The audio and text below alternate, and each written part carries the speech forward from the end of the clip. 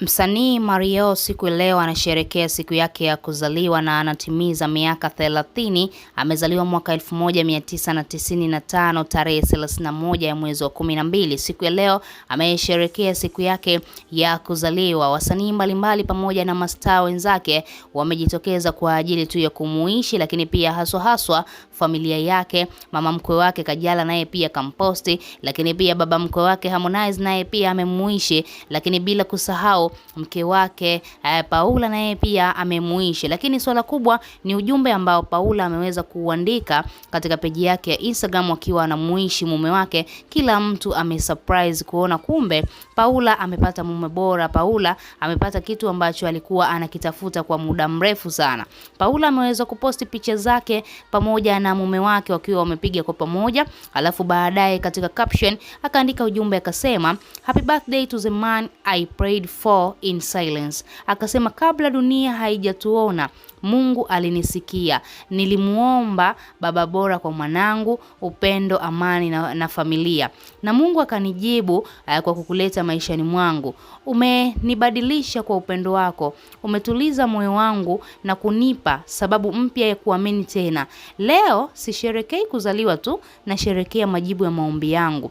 Naendelea kukuombea mafanikio makubwa, neema zisizo na kipimo, afya njema na maisha marefu. Akasema nakupenda, God sent, chosen, forever celebrated. Akaweka emoji pale kwamba anamshukuru Mungu kwa kumpatia Mario wake. Jamani, unaweza kuona hii kapo namna ambavyo ilianza. Mario alipata maneno mengi sana mitandaoni, wengine wakiwa wanadai Paula hajatulia, Paula ameshahangaika na watu wengi, wakina Rayvanny wamepita hapo.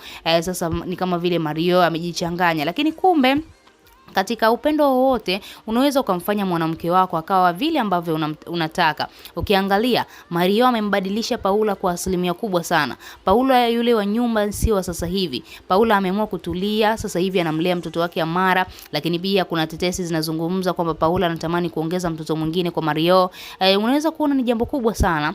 Na hao watu tangu wawe na mahusiano ya kimapenzi, hatujawahi kusikia Mario labda amechepuka au Paula amechepuka. Mambo yao wanayamaliza nyumbani, wanamaliza ndani, hawataki kabisa kuyaweka mitandaoni. Mastaa wengi tumezoea kuona drama nyingi mitandaoni, mara leo wameachana, kesho wamerudiana.